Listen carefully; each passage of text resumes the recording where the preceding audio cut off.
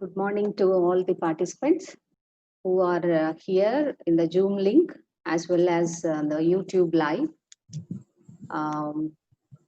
The convener of the colloquium, Dr. D. Jyothirmai, request you all, please mute your videos and audios as we are going to commence the program shortly.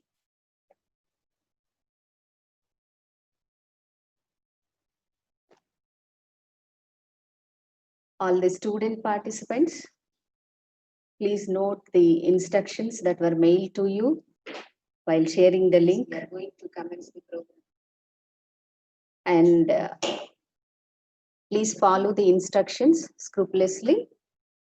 And whatever questions you have, you are requested to share in the chat box. And please do not unmute your audios and videos for the convenience of the organizers. It's a request from the side of the conveners.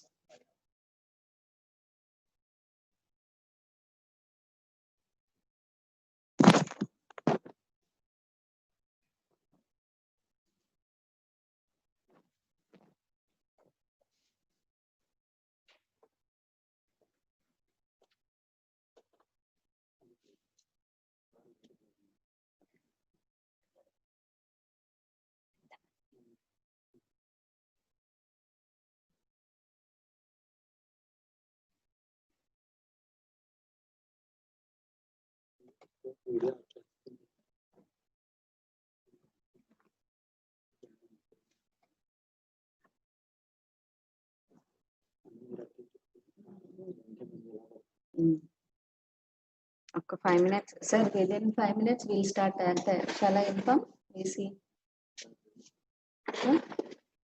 But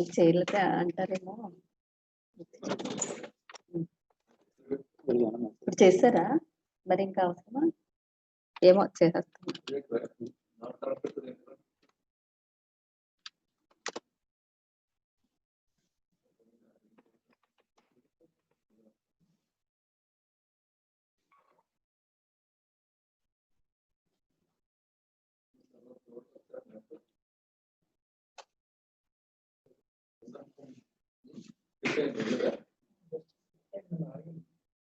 వచ్చేసిందా మళ్ళీ?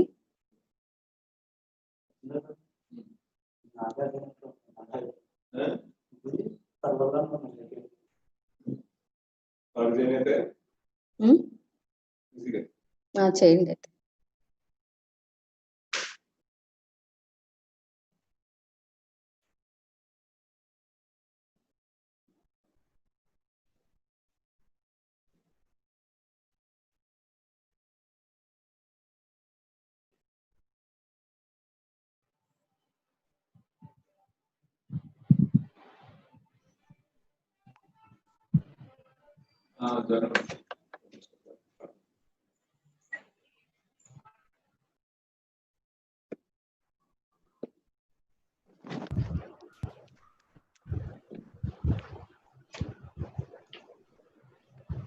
BC sir, good morning, sir. Good morning. Hi, Professor Scott. How are you? Good. How are you? I'm very fine. Thank you. Good. Thanks. Yeah. Professor Scott, this is our Vice Chancellor, Professor Jagannath Rao. He's a geologist and next speaker. Yeah. Nice to meet you. Nice meeting you. Yeah. Good morning, sir. Good morning. Are you ready? Let us start. Yes, sir. We'll start, sir. Yeah. Good morning, sir. Morning.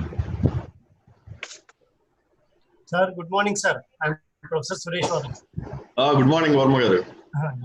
Thank you.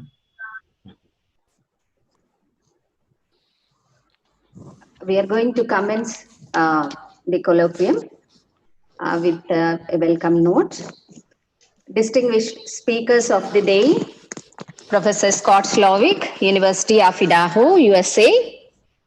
and Professor Mokka Jagannatharao Garu, Honorable Vice Chancellor, and one more speaker of the day, respected Registrar Battu Gangarao Garu, who is going to give valedictory address, Executive Council member Professor K.S.D. Ramesh, Professor T. Ashok, and Dr. B. Jagan Mohan Reddy, campus college principals, Professor Ramesh, Dr. K. Ramaneshwari, Dr. V. Persis, Dr. Subbarao, deans of our university, Professor Y. Srinivasra, Dr. Kamal Kumari, Dr. Matta Reddy, and Dr. Uday Bhaskar, faculty members of all our campus colleges, principals and faculty members of our affiliated colleges, and my dear scholars, student participants.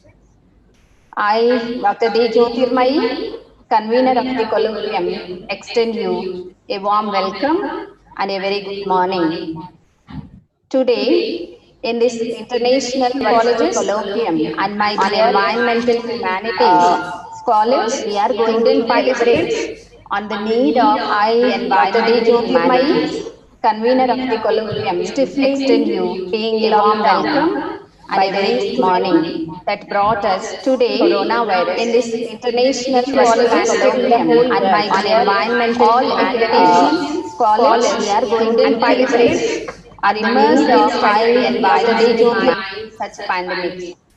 Following the path, Adikavi Nannaya University has been the platform for many such debates on COVID therapeutics, possibilities of its ending, medicinal plants in Ayurveda, need for the change.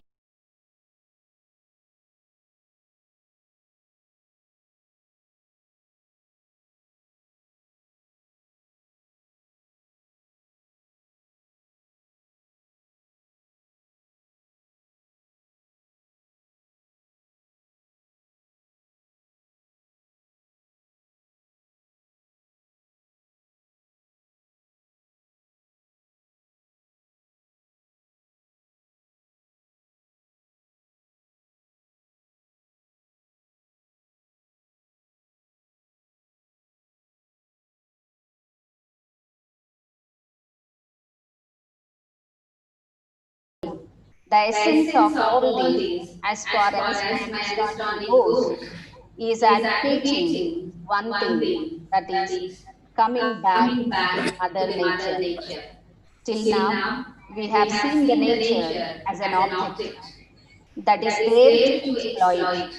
But now, the essence of all this reminded us of the urgent need is advocating one thing, that is, so it is the coming back to the Mother Nature, reorient. Till now, we have seen the dedicate our ways of development for continuing the essence of all this on this day of the urgent need is advocating for all things. That is, so this is the time to the remarks reorient of welcoming. We have seen I request now our convener of that is this for continuing the essence of the on this day of the urgent need is advocating for all things. That is, so this is the time. Good morning, everybody.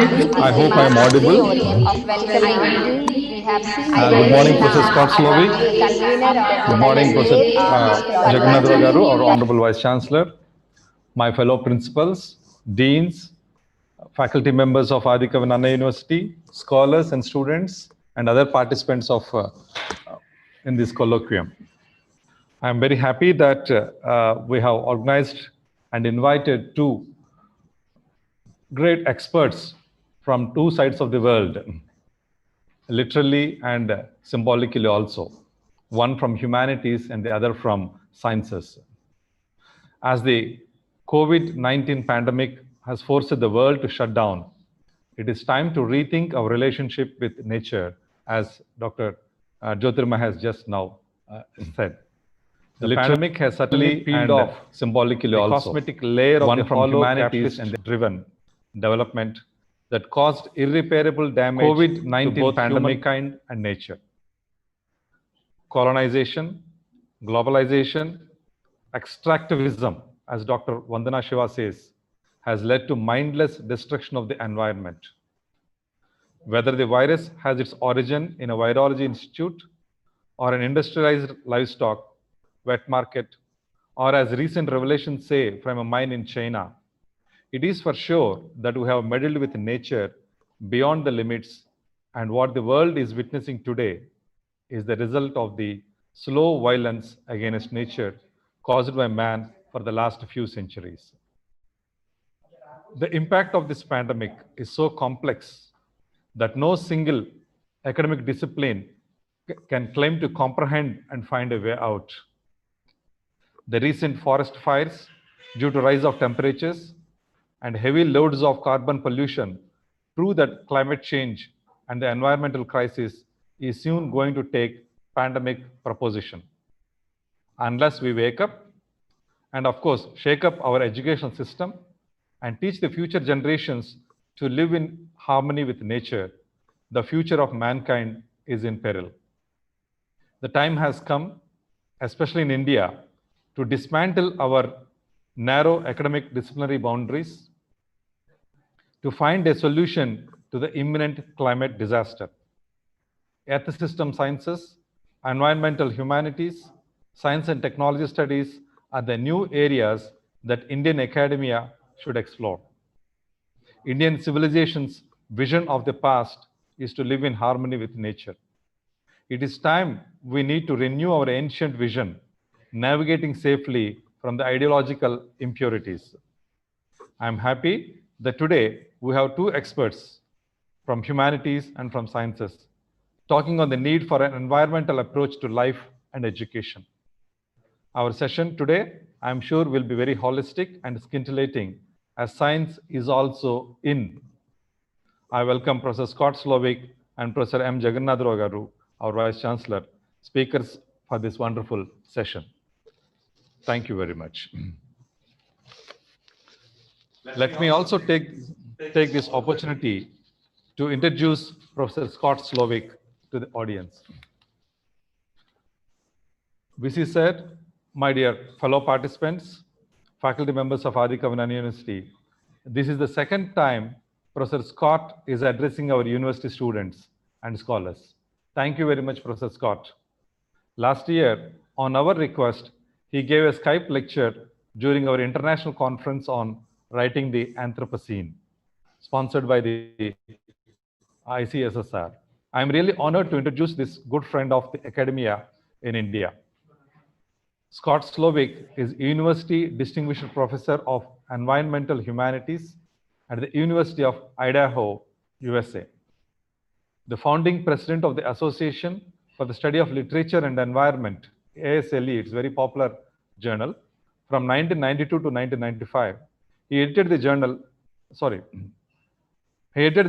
ISLE, Interdisciplinary Studies in Literature and Environment, for 25 years before finishing his term last month.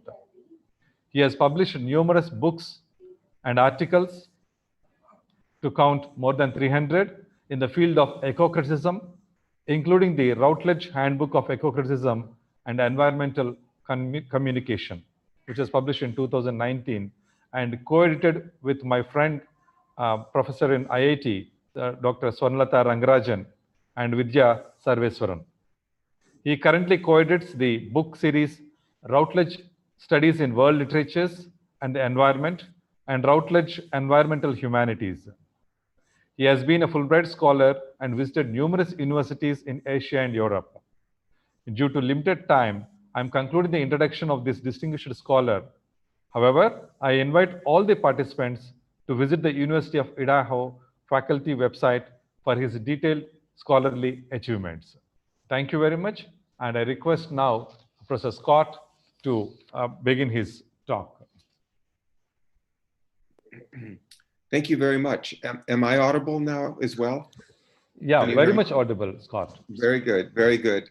And so it is 9 o'clock in the evening here, just after 9. We're 12.5 hours difference in time from where you are. I'm delighted to be able to join you for this virtual meeting on the environmental humanities and also the environmental sciences, and what both of these disciplines can teach us about the time that we're living in. I would like to actually share my screen and allow you to, if you're watching this as well as listening, to follow along with what I'm going to present. Normally, I don't read a script when I lecture, but I find for these virtual presentations, it's a little bit easier for me to monitor my time and not speak for too long if I'm reading a script. I hope it's not too boring. So I'm going to try to share my screen now. Okay, can somebody signal to me if this is visible? Can you see my script here? Good, very good. Okay, well, I have about 45 minutes to speak, and then we'll have some time for a conversation or questions and answers. First, I wanted to, so the title of my presentation is Eco-Criticism in the Time of COVID-19, Why and How to Practice the Environmental Humanities During a Pandemic. First, I wanted to say some more general things about the field of English literary studies and the subfield of eco-criticism. And then I'll discuss a specific collection of articles on the environmental humanities responses to the pandemic that was just published a few weeks ago on a Swedish website called Bifrost Online. You'll see if you're watching this, my script, that I have highlighted in yellow some terms or publications that might be useful to you. So the website that I'll be commenting on is called Bifrost Online, and it's coordinated by the Nordic Network for Interdisciplinary Environmental Studies. And they produced this entire collection of numerous small articles representing environmental humanities perspectives to the pandemic. And part of that cluster of articles on Bifrost was an open letter on the environmental humanities and our collective responses to the pandemic, also just published in the past month, with specific recommended actions for scholars and others to take as a way of learning something that will help us change our lives for the better during this strange and difficult time. Again, I'll start with some more general comments about the history of English studies and the evolution of eco-criticism, and then I'll move into my discussion of this recent collection of small articles on environmental humanities and the pandemic, and then this open letter that was written or signed collectively by many scholars about how we might change the way we live and the way we work in light of the situation we're in right now. So a year ago, before the world changed dramatically, I was asked to gather my thoughts about current trends in English studies for another university in India. They asked me to do this and to give a talk. So I cobbled together some notes about trends in the field of English literary studies, both generally and more specifically in the area of literature and environment. It's rather striking now to turn back and look at what I said in July 2019 in light of what we're all thinking about today because of the pandemic, yes, but also in light of the growing global economic crisis, the Black Lives Matter movement, and the outcry against police violence and racism, which may have been triggered by recent killings in the United States, but has certainly become an international movement at this point. The world has changed in the past year, and the question is not only whether we can be resilient and persevere with business and life as usual during and after the pandemic and other crises ease, but whether we can change ourselves and our societies to be different and perhaps better than we were before. In a little while, when I talk about new interventions in the environmental humanities, I'll be focusing on this question, how we might change, and can we change meaningfully in response to what is happening in the world right now. But first, I'd like to back up many years to talk a little bit about my own training as a scholar of English and American literature back in the 1970s and 80s. I learned how to read texts, poetry, novels, essays, plays as cleverly as possible, and also to write about these works as clearly and eloquently as possible. The idea was to produce articles and books for scholarly audiences. I was encouraged, like many other fellow scholars, to follow the example of my professors and communicate with a relatively small community of academic specialists. However, in some ways, the field of English studies has changed tremendously during the past 40 years. I never could have predicted some of these changes, and I'd like to tell you a little bit about them. Even when I was learning to be a close reader of literature before I went to the university, I began thinking about how what I was studying might be related to the world beyond the text, the world of society, the world of nature. I found myself looking up from the books I was reading and saying, oh yeah, there is a world out there. Even when I was still a student, I felt a need to make my work in literary and language studies somehow relevant to the current problems of the world. I know many of my fellow students were doing the same thing. Some of my classmates were devoting their efforts. I found myself to developing applications of English studies to understanding multiculturalism, gender, and sexuality issues in society, using literature as a way of steering society toward more cultural awareness and justice. I've always been very interested in such issues, but I've also been keenly engaged in environmental issues since childhood. I gave my first environmental lecture at the age of 10 on the occasion of the first Earth Day in 1970, when I spoke to my primary school classmates about reproductive responsibility and the issue of human overpopulation, which I had read about in Paul Ehrlich's 1968 book called The Population Bomb, a work that I found lying around at my house because my parents were reading it. So I guess it made sense for me to turn my literary thinking toward the natural world at a very early stage in my career, while still a doctoral student in the early 1980s. As you may know, I was one of the people in the 1980s and early 1990s who helped to create the field now called eco-criticism, various parts of the world, training them to observe the natural world and to communicate their ideas to other members of their communities. This is part of a new movement that many of us refer to as academics going public. I've highlighted this in yellow as well, academics going public.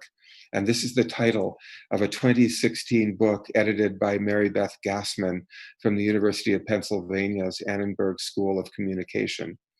In April of this year, a few months ago, I taught a webinar for a group of European graduate students hosted by the European Association for the Study of Literature, Culture, and Environment, known as EASLC. And I was training these students to write op-eds for websites, connecting their technical research with current issues, and then communicating this research in a language, not in their normal scholarly language, but in a language appropriate for different audiences, the general public, or maybe leaders in their particular communities. The Bifrost articles on environmental humanities and the pandemic, which I'll talk about in a few minutes, could also be considered an example of scholars in this field responding to the current state of the world by writing non-technical essays on short notice. We were only given a few weeks to do this for a general audience. Another very new aspect of environmental literary studies that I'm involved with is something that we're calling empirical eco-criticism, which I've also highlighted here. This ties in with what I said above about learning new methodologies to help us understand real-world problems and to deepen our understanding of literature. There should be an "of" in there. Empirical eco-criticism involves using techniques from the social sciences like designing experiments to test how readers process information, stories, and images from literary works, rather than simply guessing about the effects of texts on audiences. And I'm currently involved in developing studies related to such famous writings as Aldo Leopold's essay, Thinking Like a Mountain. And our aim in this study is to specifically look at impacts of singular stories or individualized narratives on readers in contrast to more abstract or large-scale statements of ecological information. And I hope to demonstrate the power of the psychological concept known as the singularity effect, which means the special potency of small-scale individualized stories in guiding people to care about phenomena. Last month, I finished, as you heard in the introduction, I finished my term as editor-in-chief of the journal IL, which I've been doing for the past 25 years. And in my final issue of the journal, we published a special cluster of articles devoted to explaining and demonstrating empirical eco-criticism. The title, or the introduction to that cluster, was titled Empirical Eco-Criticism, Environmental Texts and Empirical Methods. And this introduction to the field is available for free at the website of the journal IL, if you're interested. Other ongoing trends in English studies include the study of narratological theory, basically story theory, as a way of reading literature, except that narratology used to be mainly a philosophical theory, but now it's becoming more and more empirical, a branch of cognitive science. Essentially, psychological theories have been developed empirically, such as narrative empathy, that is, how stories make us care about characters in literature and sometimes help us to feel empathy for actual people and other phenomena. And these theories are now being applied to the study of literary narratives.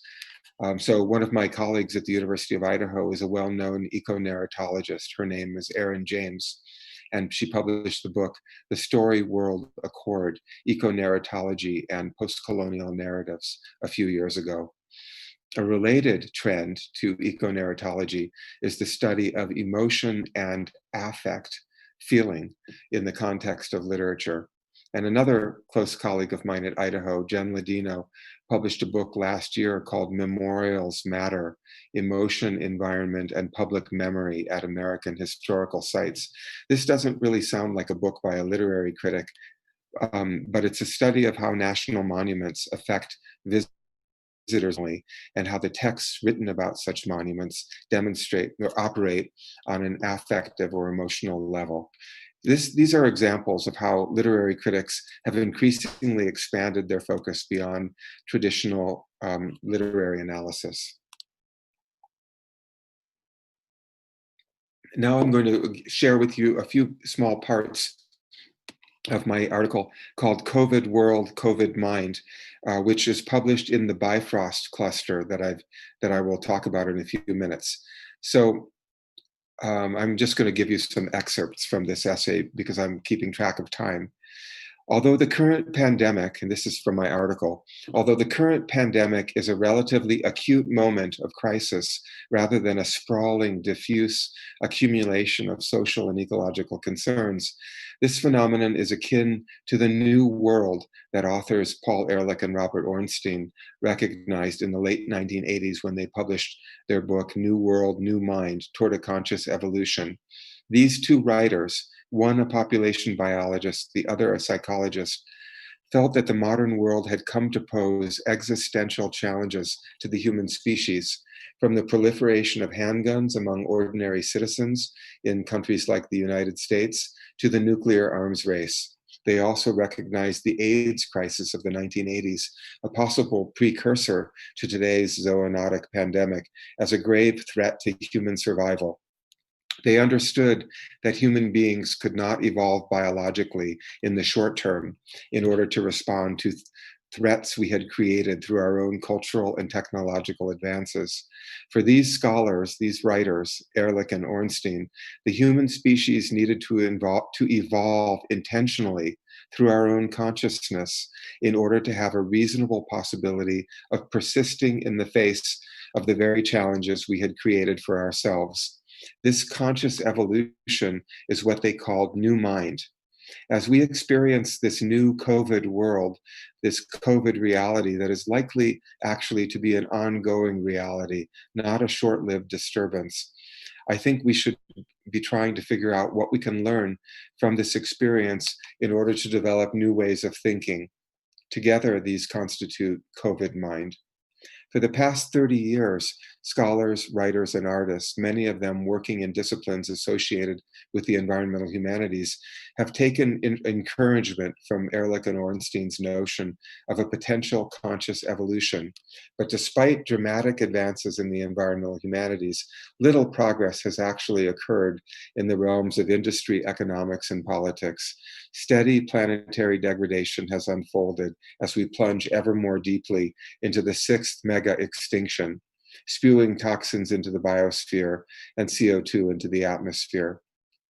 The arrival of a novel coronavirus in Wuhan, China in November 2019, or perhaps even earlier, people now think, has led to the global pandemic, which is not only a tremendous public health and economic crisis, but a unique opportunity for conscious evolution, a moment to reflect and reboot and potentially embrace certain cognitive skills that may help us to be a more resilient species moving forward.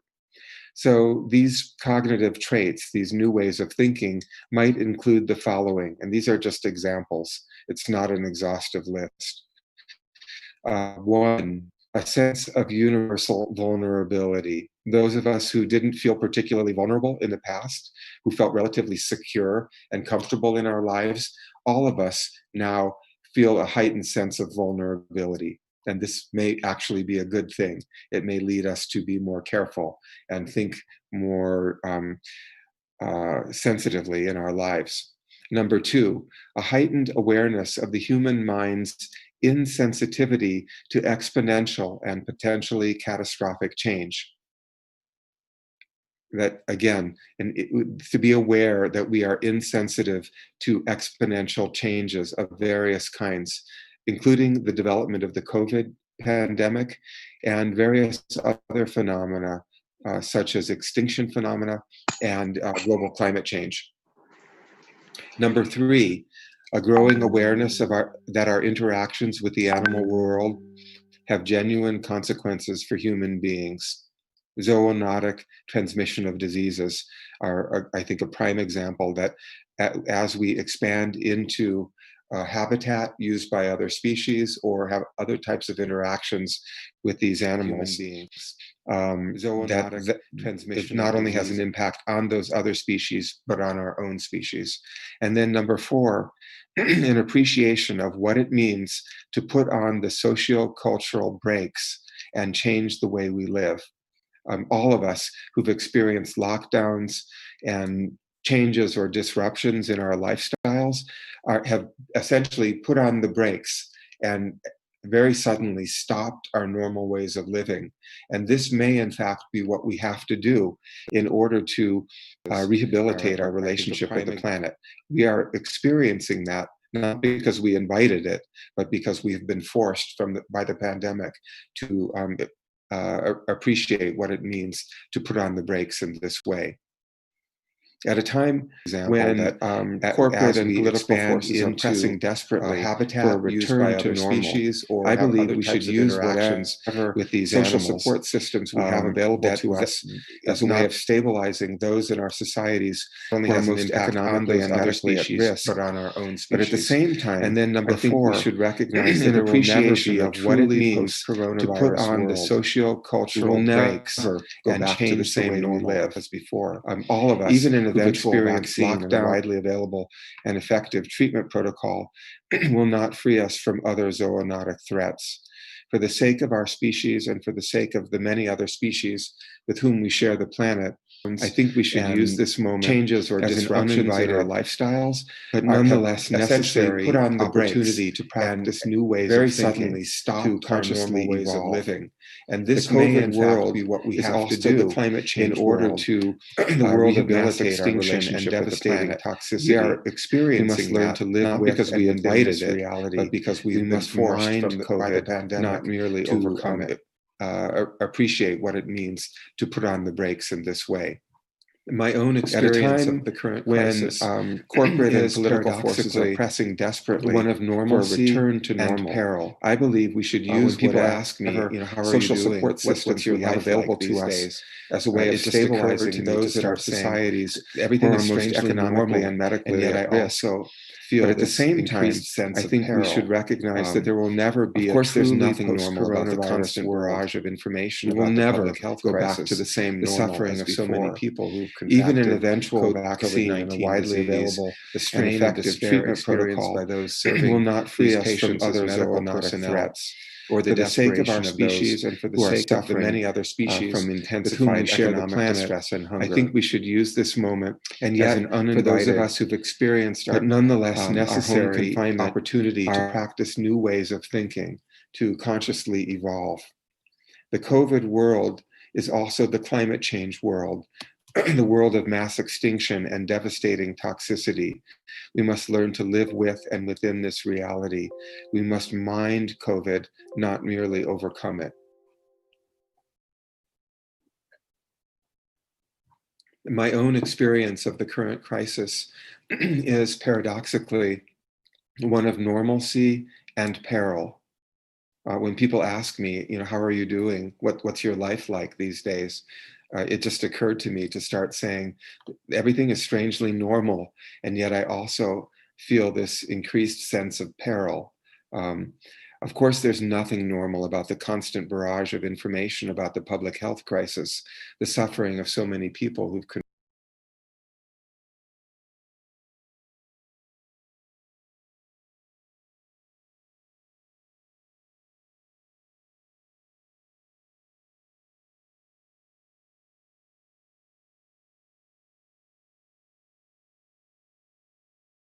or loss in a given moment.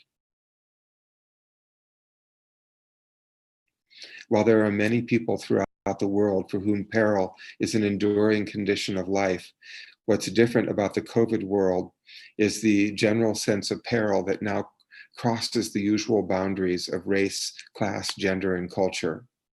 To me, normalcy enables us to conduct our daily lives with a certain effectiveness, but peril should keep us on our toes, vigilant and concerned. We are all vulnerable, albeit unequally.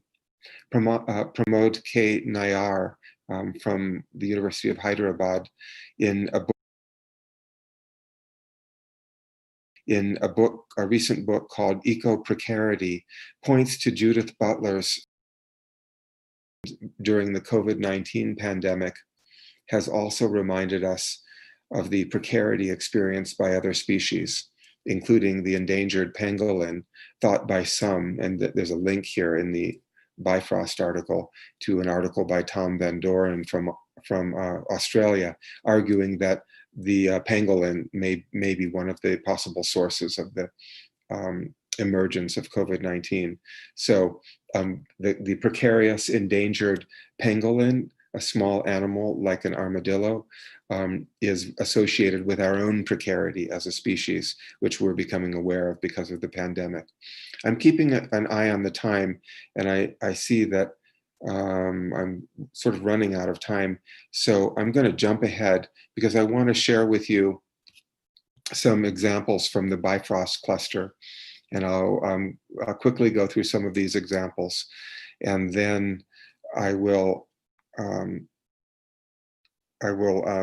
conclude with that open letter, public letter about the environmental humanities and the pandemic. So again, Bifrost Online, this is the name of the website. And if you just look at that website, then you can look at all these articles for yourselves if you're interested. I'm going to skip through that introduction. To my knowledge, this group of writings at bifrostonline.org, is the main example of how environmental humanities scholars have begun thinking about the current pandemic. As I said, the cluster was published earlier this month, or actually just about a month ago, so it's very fresh. I thought I would briefly explain the approaches taken by the contributors to this cluster to give you a sense of how these scholars, most of whom come from the field of eco-criticism, are thinking about the traction that can be gained in our understanding of our current circumstances by applying concepts from the environmental humanities. In their introduction to the cluster, the 4 editors, they highlight the potential for dramatic social change that may result from our response to the pandemic. They acknowledge that it's much too early to say whether such transformation will occur, but they claim that the current crisis is helping to clarify the global economic system that is based on what a scholar named Jethro Pettit calls, quote, unjust economic relations at all levels and in unsustainable patterns of consumption by the North and by Southern elites, end quote. The editors state that genuinely transformative system change will require much more than the forced austerity and GDP deceleration of a short-term social experiment that we have neither planned nor completed.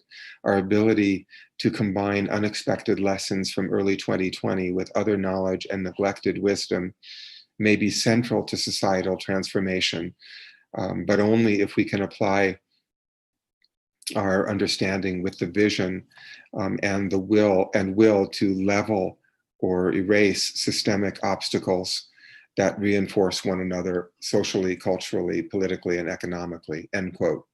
In other words, the thrust of this new publication, this cluster of articles, is to try to imagine some kinds of dramatic new ways of thinking about our human selves and societies, working in an integrated, holistic way to combine disciplines and cultural perspectives. I'm going to skip ahead a little bit. So one of the first articles in the cluster is by Greta Gard, prominent ecofeminist scholar.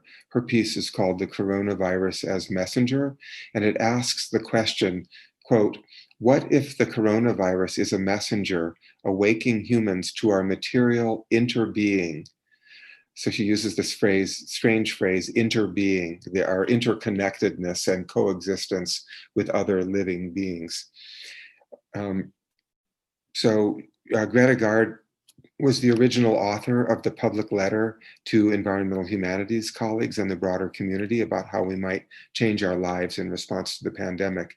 And she writes in her article about coronavirus as messenger, quote, perhaps the pandemic letter can function as a mindfulness practice, helping us notice the ways that stepping back from overconsumptive, anti-ecological behaviors are often conflated with self-denial, as we who are is entangled with the behaviors of consumption and transport that contributed to the pandemic.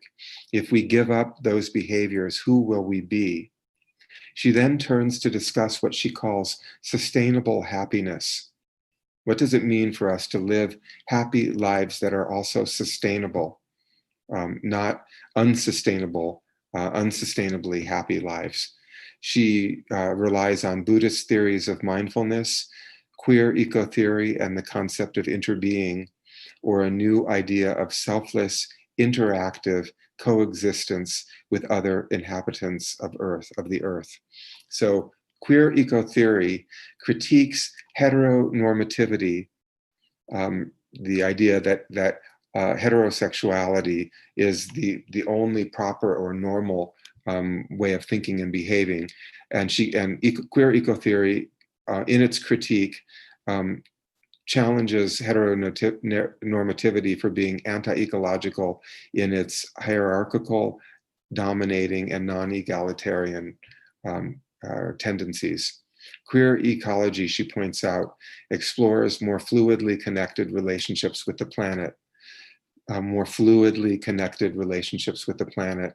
with what some scholars have called ecosexual polyamorousness.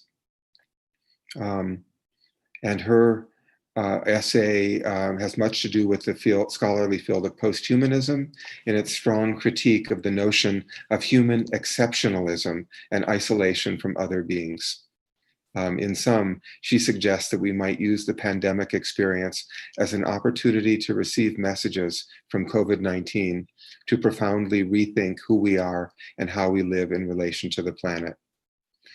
Coexistence with the non-human is also a key lesson from the pandemic expressed in Italian scholar Serenella Iovino's essay, Women Who Swim with the Whales, COVID-19, Ecological Disaster, and Dialogues Across Species and Generations.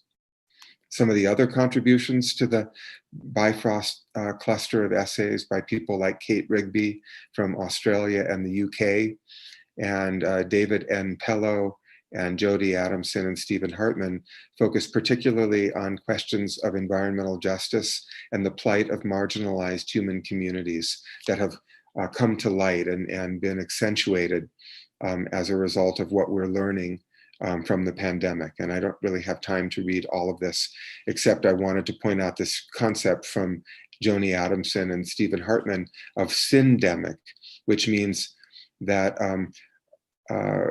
complex pathological conditions like the disease pandemic, COVID-19, often share common underlying societal drivers with poverty and hunger and various other social crises. So the pandemic is not isolated by itself, but it's a syndemic in that it coexists with various other grave concerns for society.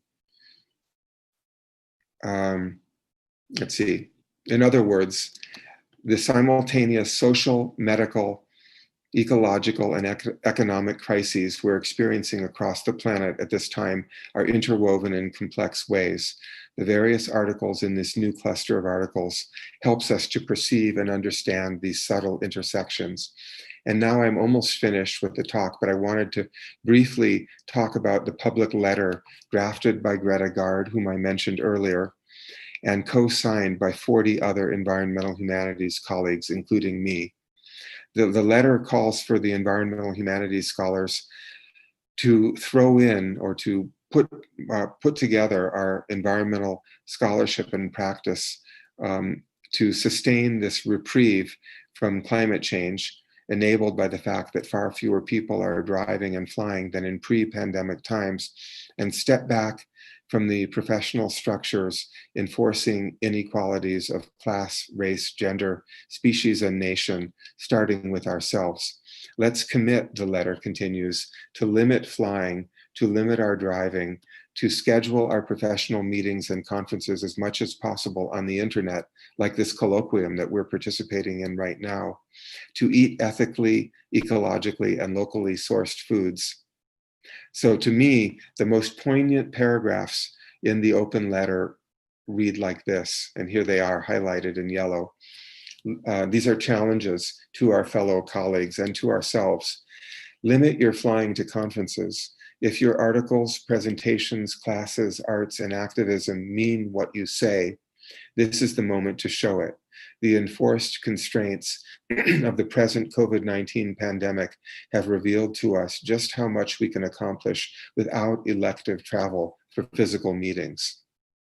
And then review your diet. The lives and deaths of most food animals in industrialized nations are instrumentalized for human carnivory, variously brutal in their confinements and slaughter. The finger points back at us. If we fund these diets, there are more ecological choices. This letter, which is published among the essays included in the Bifrost cluster and will also appear in various other publication forums as well, is a powerful example of environmental humanities scholars stepping outside of their usual scholarly practices to encourage specific behavioral changes that we and our colleagues have the power to enact in our own lives. The letter also uses the moral authority of a large group of scholars in the field from various countries and at various levels in the field to urge the international community to consider making adjustments in our collective way of living and doing our work a collective way of living and doing our work in order to learn from the pandemic and try to make the world a better, more sustainable place. I hope my comments this morning have been interesting and relevant to the larger focus of this online colloquium. By joining today's event on Zoom, you too are participating in the new wave of light footprint, ecologically and pandemically sensible professional work. Thanks for your attention to my remarks. And now I hope we can have some conversation about any ideas that this may have prompted for you. Thanks again. Thank you, Scott. That was a wonderful talk that you have given.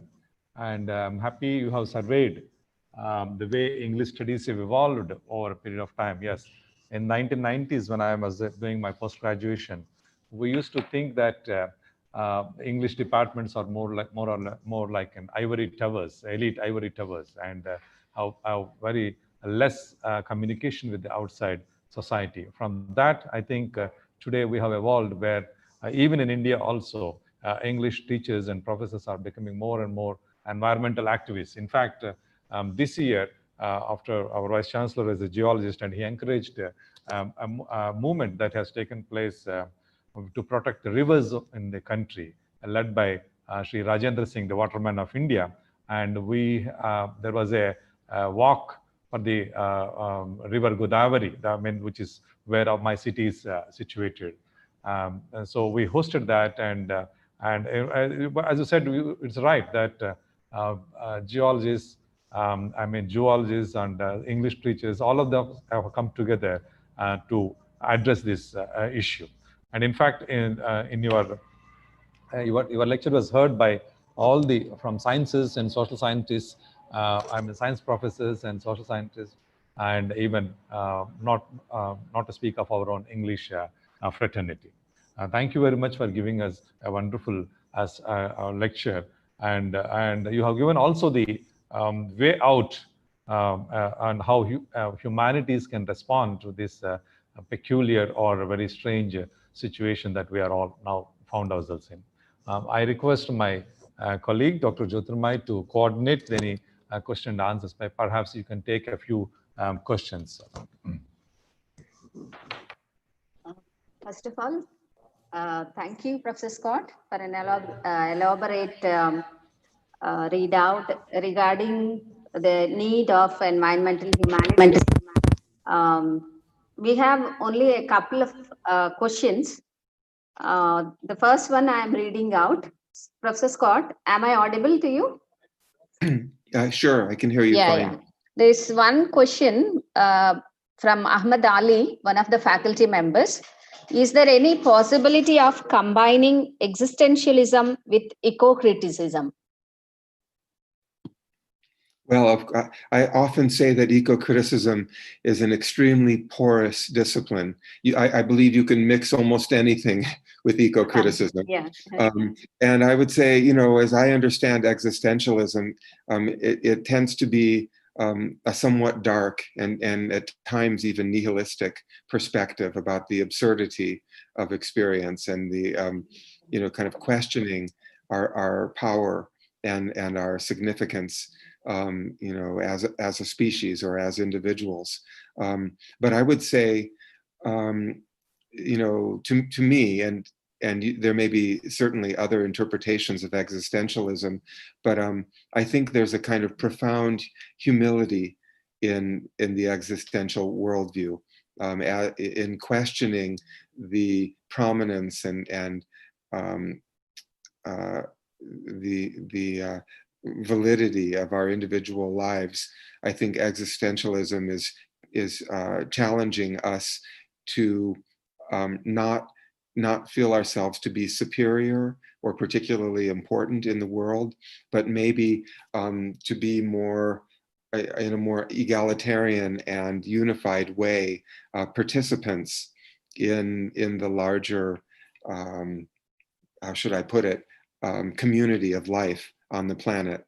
And so to the extent that there's a kind of intrinsic humility in the existential worldview, eco-criticism could guide us to look at particular kinds of texts emphasizing an egalitarian, integrated sort of interbeing, like Greta Gard was getting at in her short essay that I mentioned earlier.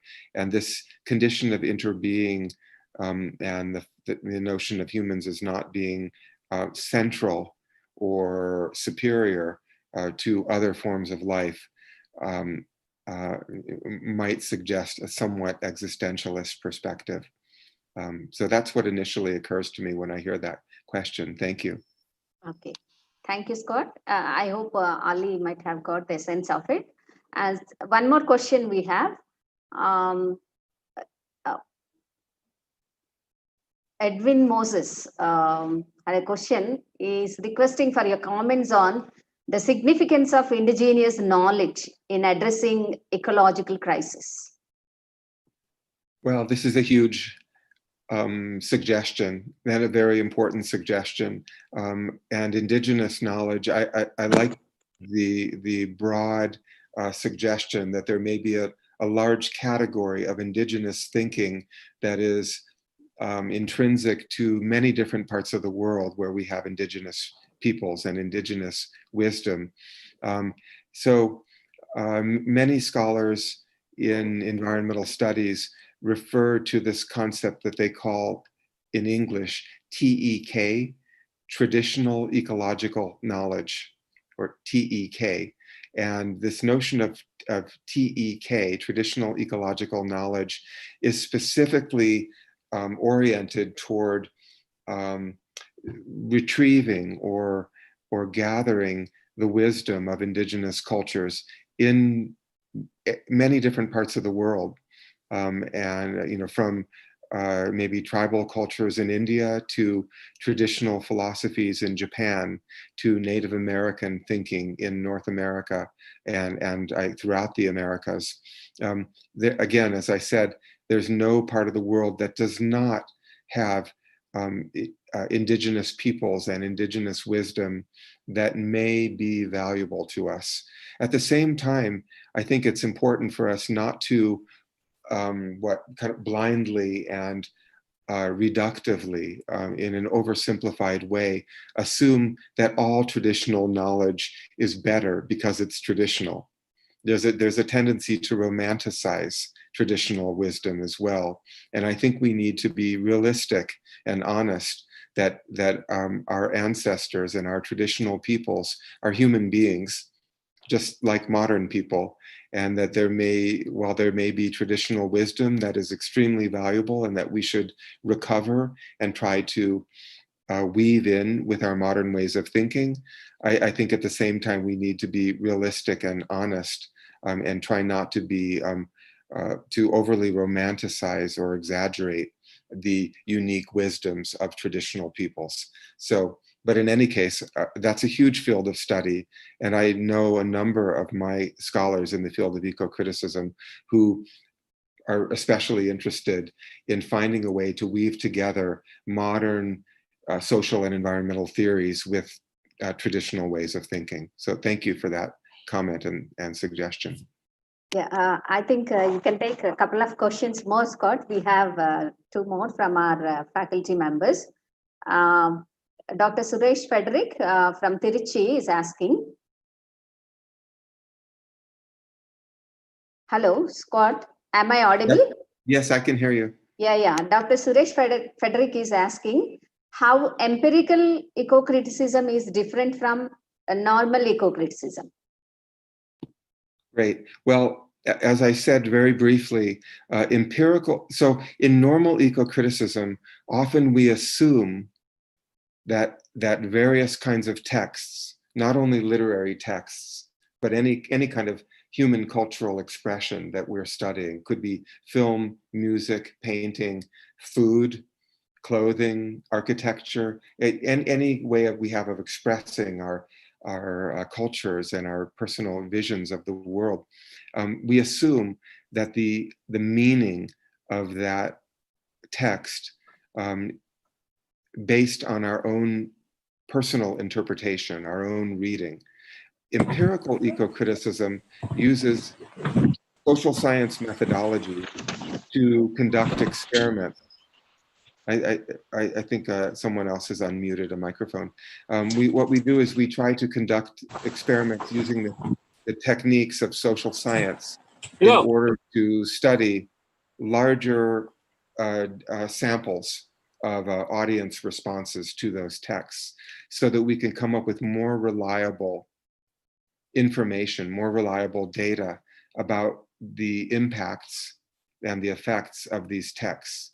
So essentially, traditional eco-criticism uses a sample of one, the individual scholar, and empirical eco-criticism in collecting data from larger groups of audiences who respond to experimental studies gives us, we assume, a more reliable understanding of the impacts and meanings of these texts. So if you go to the ISLE website, and you can see 3 examples of empirical eco-critical studies, as well as a very nice introduction to the overview of the entire field. And the overview is available as what's called an editor's choice article, meaning that it's for free. You don't need to be a subscriber to ISLE. If you go to the website, you can just click on that and download a PDF of that article to get a sense of that field. I hope that's helpful. Yeah, thank you, Scott. Our management professor, Professor Takey, has a question regarding, how do we balance between ecological sustainability and economic viability?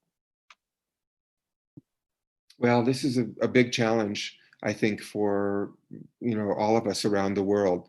I guess one of the issues is what are in some ways, economic sustainability is in some ways more concrete and visible.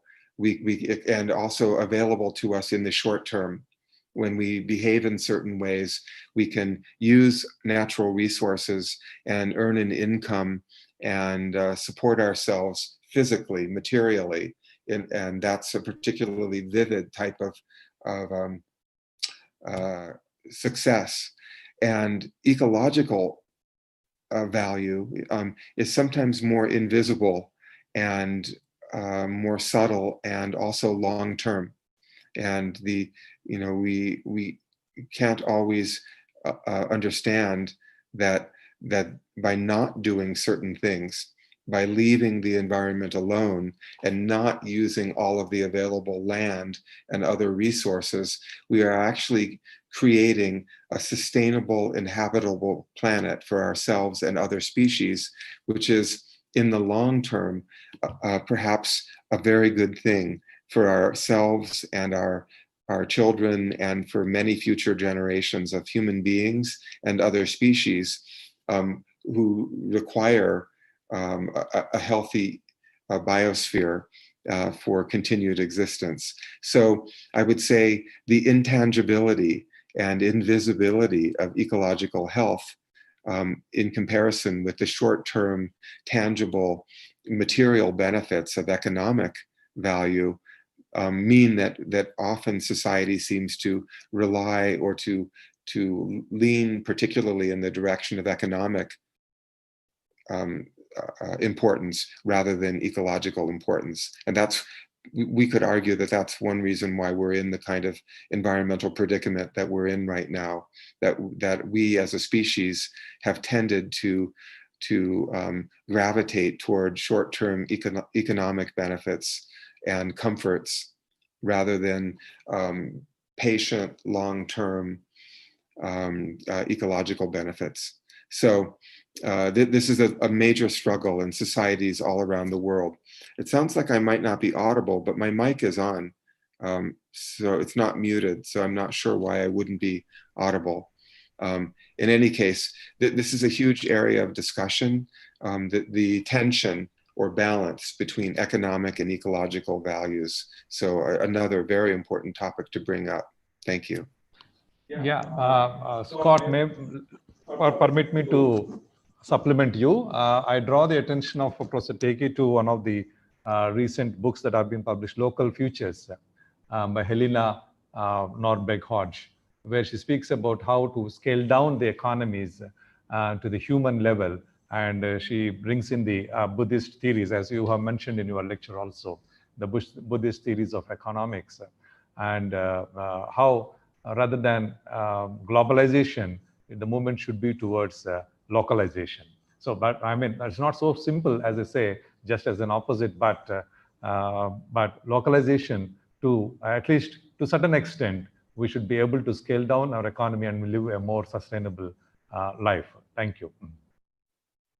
Yeah, and I would also point to some of the articles by Bill McKibben and books by Bill McKibben, the U.S. author, a very prominent writer on a wide range of environmental topics. And Bill McKibben specifically writes about local communities and new ways of thinking about economics. So you might look for McKibben's work as well. Thank you, Scott, as well as Professor Ramesh. I have one more question from Dr. Ramaneswari, who is a professor in zoology.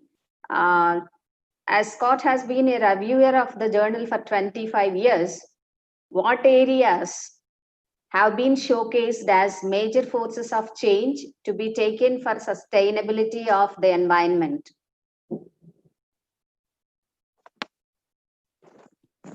Hello, Professor Scott. Hello. I'm thinking about it. Yeah. Did you get the question? Yeah. I'm sorry. I need to think about this a little bit. Shall I read it out again? Sure, that would be helpful. Thank you. Yeah. She's asking, as you are a reviewer of the journal, what areas have been showcased as major forces of change to be taken for sustainability of the environment? What are your observations as a reviewer of the journal for quarter century or so? Yeah. Thank you. The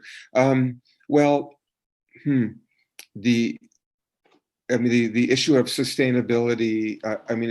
It's often an implicit kind of embedded concern in these articles that there's a yearning for ways of making human society more sustainable, enabling us to live in better harmony or balance with the planet. But I don't know that a lot of the articles in ISLE, and we've published more than 700 scholarly articles during the years when I've been the editor-in-chief of this journal.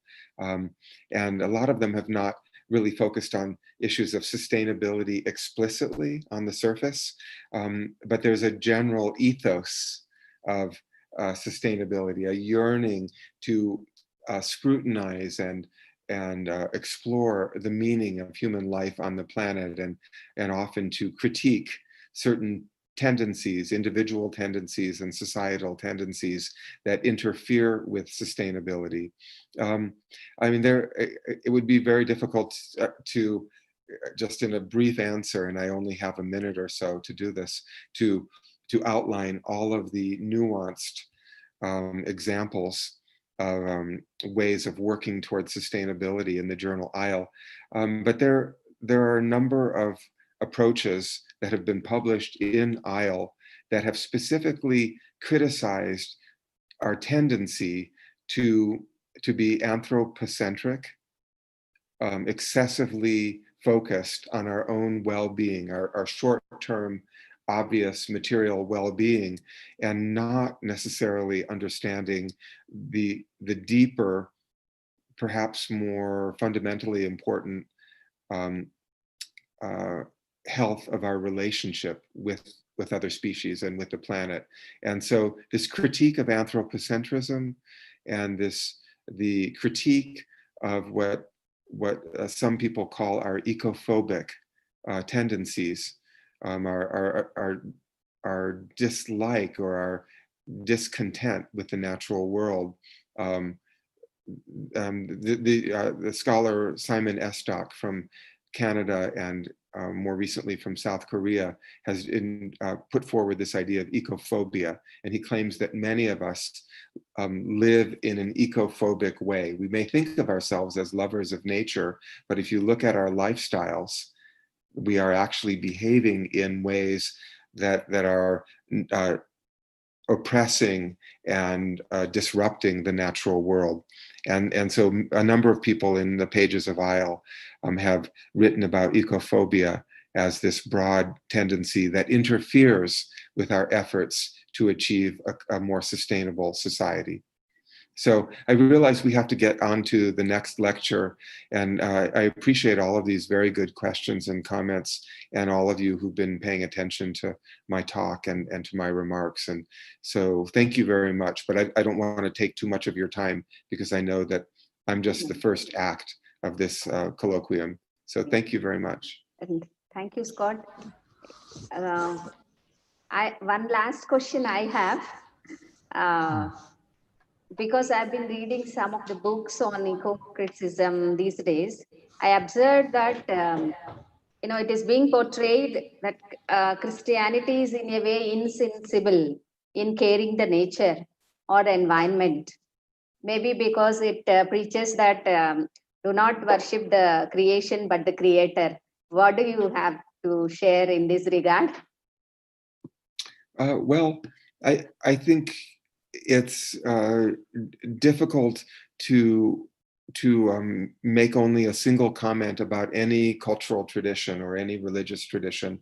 I think even within Christianity, there are certain denominations or sects, subgroups that are particularly oriented toward respect for the natural world.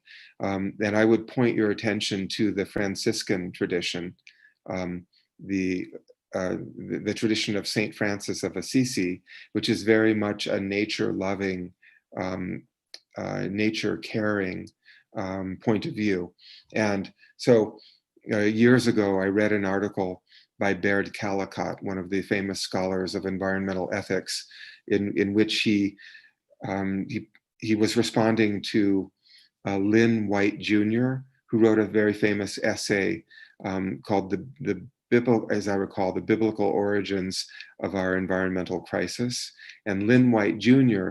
specifically called out or criticized Christianity and certain passages from the Christian Bible as being exploitative and domineering toward nature.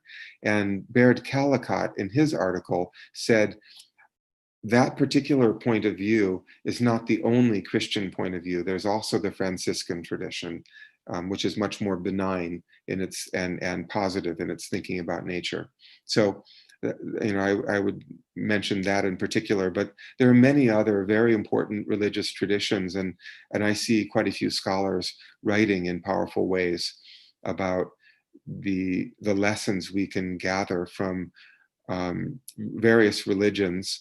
And this would include traditional and even tribal worldviews and theologies that help us to think more deeply about our connections to the world. So, the Latin roots of the word religion, religio, are all about connection. Legio is Latin for to connect.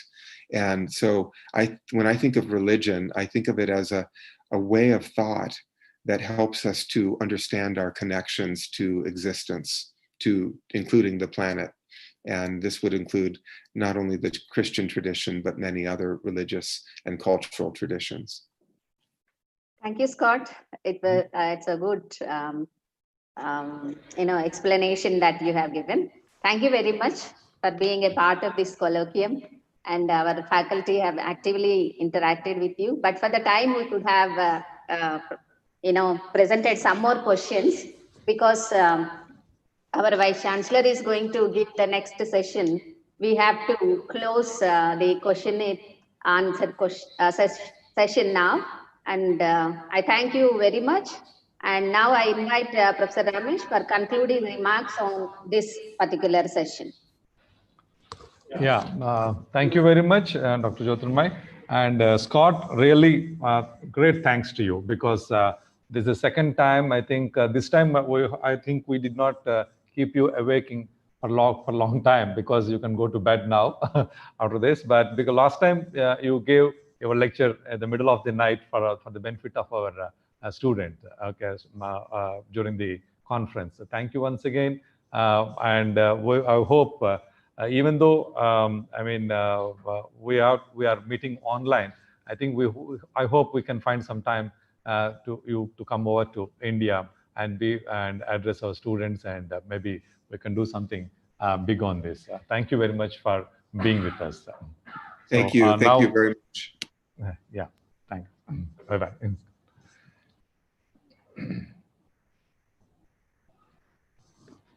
Jyoti, take. Now it is time to listen to the head of our institution, Professor Mokka Jagannath Rao Garu, Honorable Vice Chancellor. Before Sir takes over to present, I just want to give a brief introduction for Vice Chancellor, who is a relentless teacher, ardent researcher, and enthusiastic environmentalist. Our Vice Chancellor, Professor Mokka Jagannath Rao Garu, is educated in India and abroad, and he got his master's in engineering from University of Alaska, USA. He got his PhD from Andhra University in Visakhapatnam in 1985. Later, he joined his career as assistant professor in the Department of Geology, Andhra University in 1986. And later, he was promoted as professor and head of the department from the same Department of Geology. A serious researcher and academician,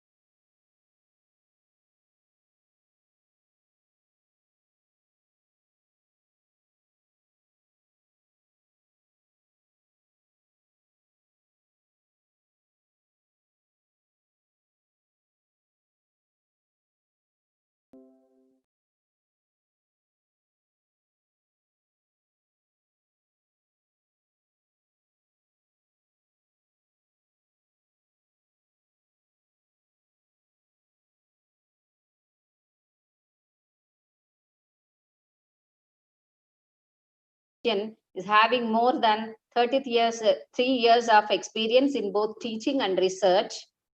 He has published nearly 150 papers in national and international journals. A teacher's work is revealed through his number of his research scholars. Sir has 33 scholars who worked and got awarded PhDs under his guidance.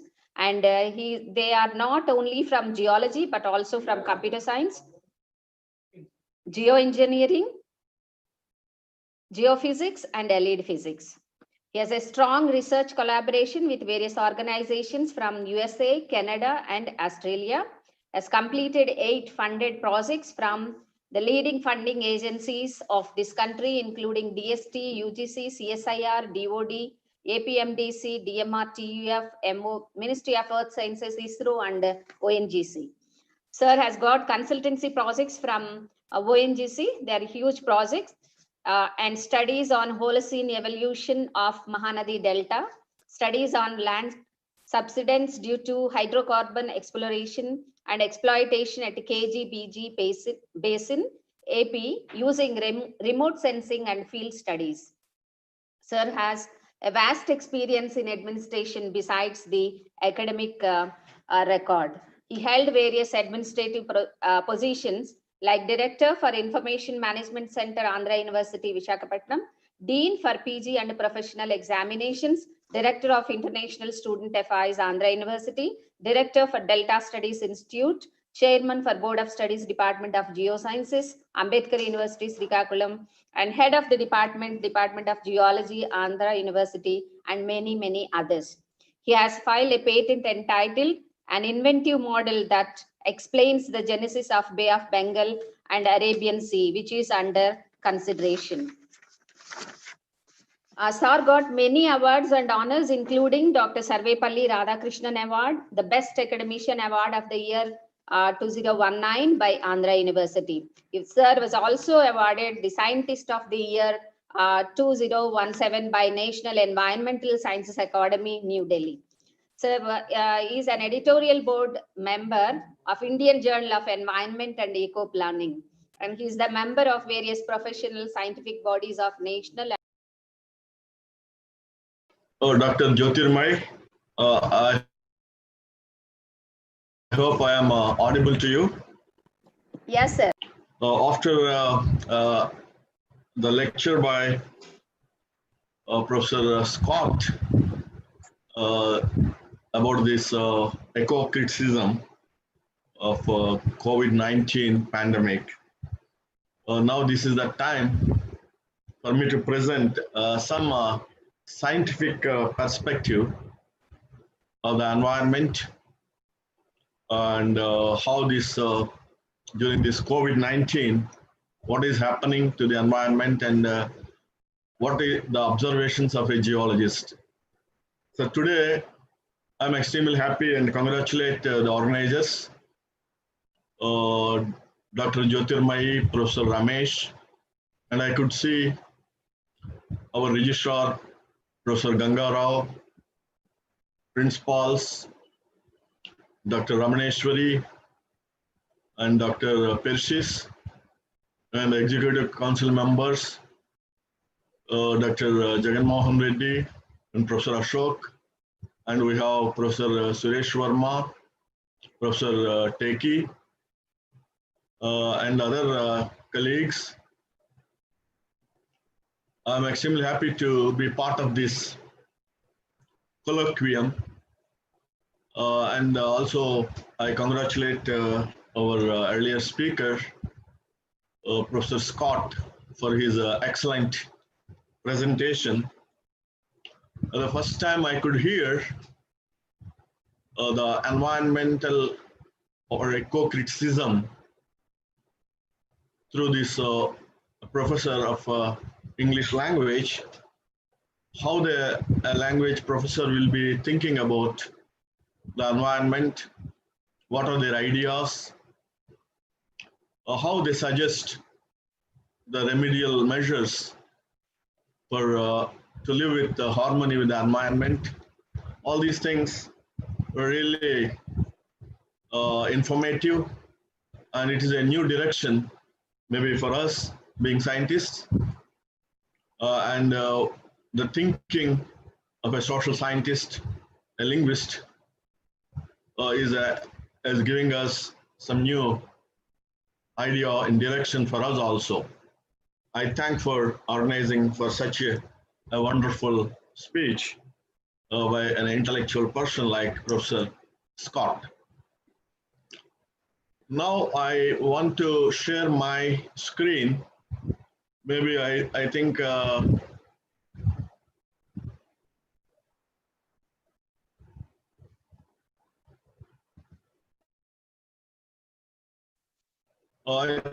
you'll be able to see this. Yes, sir. Is it okay visible. for you? Yes, sir. Oh, visible, okay. Okay. Yeah, sir, it's visible. It's visible. Yeah. So this is the title of my talk, COVID-19, the environment, observations of a geologist. So when I see this, being a geologist, I wanted to give you a small background about the geology. Because majority of the participants today are not from geology, and especially they are from the English department. Maybe they maybe are interested to know some facts about our planet Earth, on which we are all living. So when you see the planet Earth, when you cut it, you can see you have the crust mantle and the core, on which we are on the top of the crust. We are living on the surface, but we are exploiting the resources from the crustal parts. When you talk about the age of the Earth, because I want to tell you that the planet Earth is very old as 4,500 million years. So when you see the rocks on the surface of the earth, based on their age, they are given this right from Archean to Proterozoic to Phanerozoic, where you have Paleozoic, Mesozoic, and Cenozoic, and you can see their age in millions of years in the right side column. So we can see the Earth has been evolving since 4,500 million years. And in these ages, when you take the very early part of the Earth's history, we call it the Precambrian. During Precambrian, it was forming, it was a fireball. Slowly, it cooled down and it solidified. And initially, after it is cooling, Earth was looking something like this. Then slowly, an early Precambrian, after a later Precambrian, the Earth was full of volcanic activity. So it was still in the process of cooling. So these volcanoes were supplying all these gases into the atmosphere. There were no life forms were available during Precambrian. And after some time, what you call during Proterozoic, the primitive atmosphere and water bodies evolved. When the primitive atmosphere and water bodies evolved, very early forms of primitive life started living on this planet Earth. We call it the life of Paleozoic.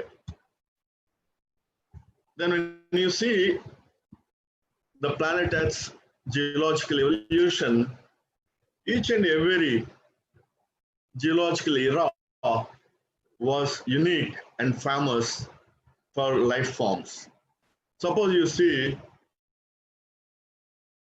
the Gondwana. It is about 200 to 250 million years ago. The entire Earth was having luxuriant growth of forests because at that time the atmosphere was rich in carbon dioxide. Initial atmosphere rich in carbon dioxide, so it was very favorable for the growth of luxuriant forests. You will be surprised to see that these forests were so thick and the trees were having competition to catch the sunlight. They were growing taller and taller, and they were so huge, and the entire Earth was having these Gondwana forests. So this is the Gondwana period, which we call is the Carboniferous, because we have the carbon, because these forests later gave rise to the coal deposits. So Gondwana period in the geological history gave us the coal deposits, because all the coal deposits now we are having as a resource, as an energy resource, are from Gondwana period. So coal has formed in Gondwana period because of these luxuriant forests. So this is the Carboniferous forest. You can visualize an artist's impression how these trees were there. When you come to the little younger, which we call the Jurassic period. The Jurassic period was famous for the reptiles are, you know, like a lizard. We see now a lizard is a reptile. But the reptiles at that time were so huge, even they are larger than the present day elephants. So they ruled the planet during Jurassic. We have seen the film Jurassic Park, where the film depicted how these animals were living and roaming on the planet Earth. So this is one more picture of those, both they are carnivorous and herbivorous. So they ruled the Earth. And slowly, at the end of the Jurassic time, the mammals came onto the planet Earth, And then you have, in the tertiary, you have woolly mammoth, the earlier elephants, the ancestors of the elephants. They ruled the planet Earth. And you have also some more fauna of the tertiary. And this is what the primitive man. So we are the youngest species. And you see, the modern man is only just 35,000 years. Just I want to make a comparison. The Earth's, planet Earth's age is 4,500 million years, whereas we, the youngest species of the planet Earth, I cannot hesitate to say, doing maximum damage to this planet. All the species came and gone, but they never made any damage to the planet Earth. The human being, the youngest of all. So, because of the greed, in the name of development, in the name of comfort, in the name of happiness, so we started exploiting the resources indiscriminately, and we should realize that we are not the owners of all these resources today. We share these resources with other species as well. And also we should realize that present day we are living, it doesn't mean that we own all these resources, we exploit all the resources the way we like. We cannot do that. We need to see that this environment is sustained for the future generations. So man has destroyed the earth and its resources. His greed has been the cause of natural calamities, climate change, global warming, and the great damage to the environment. It is very commonly we say we are doing damage to the environment. Every other day we say this. But still, we need to realize we need to adopt policies to stop such unsustainable consumption, ecological destruction, including climate crisis or climate change. Every year, the consumption of world resources is increasing by 15 to 20% on an average. At this pace, environmental havoc can lead to complete collapse of the ecosystem very early. There are many destructions we see. Deforestation is one of them. We are cutting the trees and forests for the sake of logging, timber, producing timber for various uses. This is one destruction. Similarly, we are pumping the pollutants into the atmosphere. The heavy metals, toxic sludge, the plastic, and it is polluting all the surface water, including oceans, including rivers, lakes, ponds, etc. It seems about 70% of China's lakes and rivers are now polluted from industrial waste, leaving 300 million people forced to rely on polluted water supplies. So in our country is no different from China, and all our lakes, rivers, surface water bodies are being polluted. And unfortunately, the pollution is not being done. Only it is a very irony. The irony is we should realize the pollution is being done only by few people running the industries. So for their greediness, they're pumping toxins, toxic sludge to the atmosphere despite the environmental regulations, despite the law we have, which need to be protect the environment, but still it is being done. So we need to think where the flaw is. Similarly, we have mining. Mining is another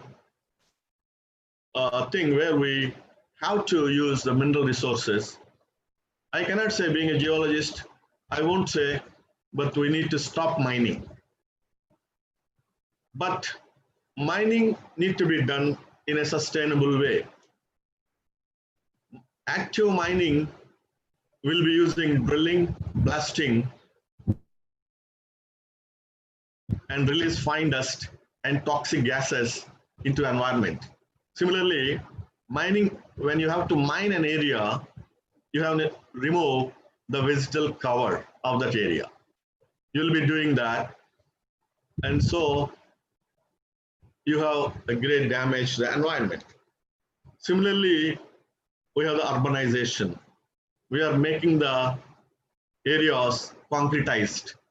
People are moving onto the urban areas and causing many problems, including there are a lot of environmental impacts because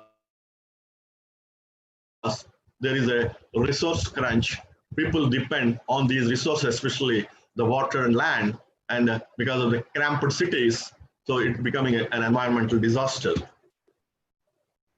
Similarly, we are making our air of poor quality. The air pollution has been an increase because all these industries are emitting a lot of toxic gases and particulate matter into the atmosphere. So we know what is happening to the cities nowadays, where this air quality index of Delhi is 625, which should be less than 50, in fact. Similarly, the rise of consumerism and a shift away from values of community and integrity and towards competition and materialism is another area we need to think about. The US Center of Disease Control and Prevention studies say that 60% of the known infectious diseases in humans are transmitted from animals. For years, scientists have warned that filthy farms crammed full of sick animals are breeding grounds for new antibiotic-resistant superbugs. Now we have realized that the coronavirus is also one such virus came from these sick animals or by eating these, killing these animals. Environmental exploitation is harming mankind. Since the Industrial Revolution, our energy use has increased 25 times to feed our consumption, freshwater use 10 times, and land under cultivation and habitation has expanded. In the process, we have destroyed 30% of our tropical forests, and the wild animals, mammals, birds, fish, and reptiles, we are in fact, so in a period of greatest species extinction in the last 60 million years. When you see the geological history, there have been extinctions, but those extinctions are the natural. But now, these extinctions, I should say, they are man-made. Again, I'm telling you, we are the youngest species, but we are unfortunately the cause for the extinction of the species, many other species. Unfortunately, we do not have right to do that. In fact, all other species have a right to live on this planet like us. But because of our intelligence, our greediness, our so-called under the name of development, we are destroying the environment. In turn, we are making other species just to disappear from this planet Earth. Another thing is the climate crisis is the most consequential impact of this greed. It is not something that will happen in future. It is happening in front of our eyes. So we are now lacking fresh air to breathe. Similarly, because of this global warming, the polar ice sheets are melting. There may be many consequences like sea level rise, the submergence of coastal areas, and many other impacts we'll be facing very soon. Similarly, the indiscriminate use of pesticides. They're entering into the waterways, water bodies, and killing all the life forms of these water bodies, including the fish, which we can see in this picture. Inhaling a polluted air affects lungs and the most. As per the WHO, analyzing particulate matter in the air across the globe, that close to 90% of people globally were exposed to severely polluted air and about 7 million died. Another thing is the poverty. The people coming to cities, they're living in slums. The poverty is not like natural as rain or snow. People are made poor, kept poor. Poverty is a man-made disaster that demands an immediate response. Poverty is the mortal sin of modern times. Many dangerous viruses, infectious, are coming through the animals. They are transmitted to humans from other animals. There are no specific drugs for most dangerous human viruses. When I talk about the environmental disasters, now I see COVID is one such indicator.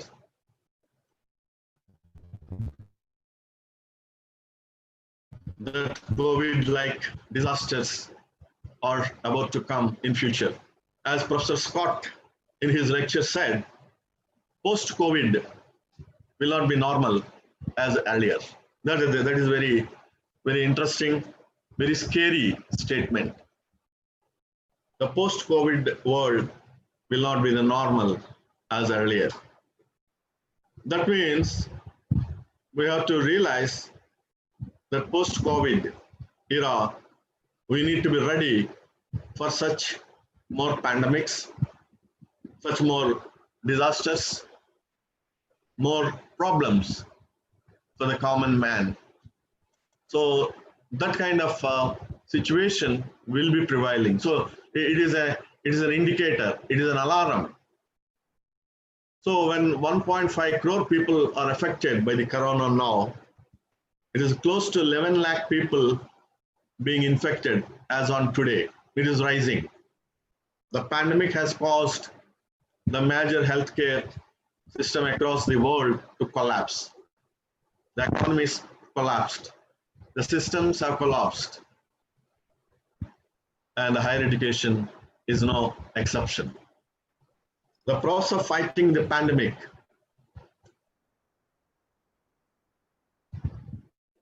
this is the first time all these health workers are facing such situation.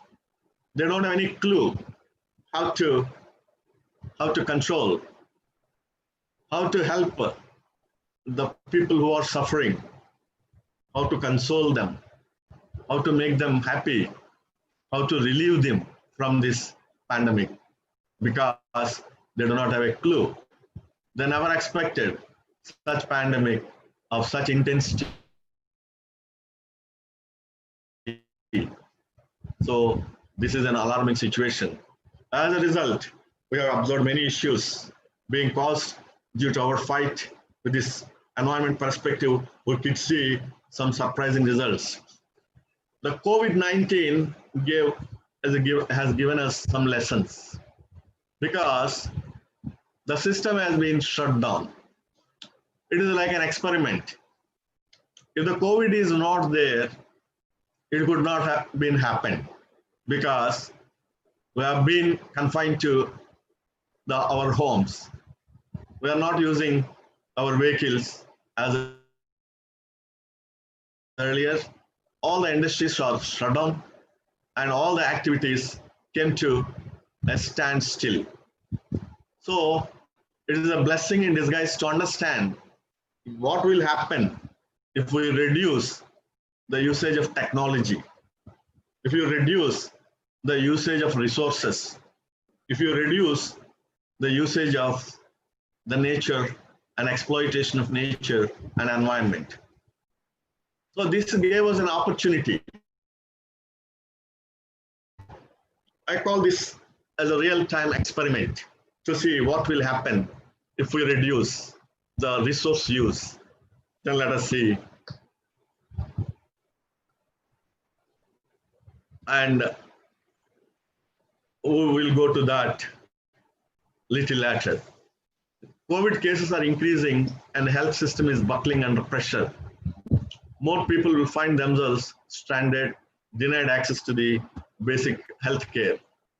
The total cases here are about more than 1 million or 11 lakhs in India, and this is now increasing. When you close down, what has happened, we'll see. The traffic congestion has almost disappeared. And it seems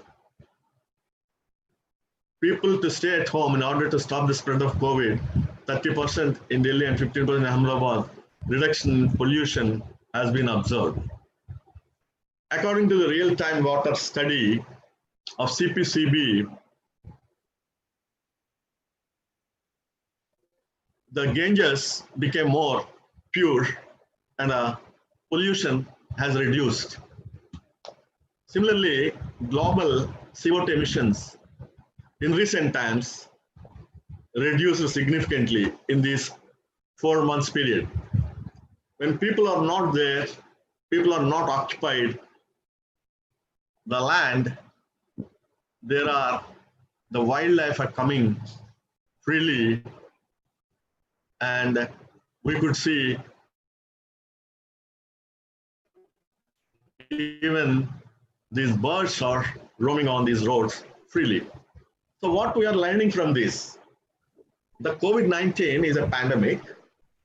If this pandemic gave us an opportunity to study how the environment can come back to normalcy, can recoup itself when the man can reduce the resource usage, reduce the stress on environment, reduce the stress on the resources. The biggest problems facing the world today are not all beyond our control. Rather, they're all of our own making and entirely in our power to deal. Man is consuming more than what is required. So now, when you reduce it, this experiment is telling what will happen. The COVID-19 lockdown, nature gets an opportunity to heal itself. The air pollution is decreased. The flora and fauna are flourishing. The improvement in air quality, and which are the some benefits we could see within very less time, few months, 2-3 months time. So now it is proving the environment we can protect still. We are not in very big danger. If you take precautions, if you reduce and renew and recycle and use resources judiciously, then we can restore the environment. We can live in harmony with the environment. The COVID-19 lockdown has claimed many lives globally, but has also made us to watch how it can heal from behind our indoors. While the lockdown does lower the toxicity levels in the environment, the question is, can we sustain these practices after the quarantine ends? The COVID pandemic is giving lessons to us. We need to really sit and think. Can we avoid such pandemics?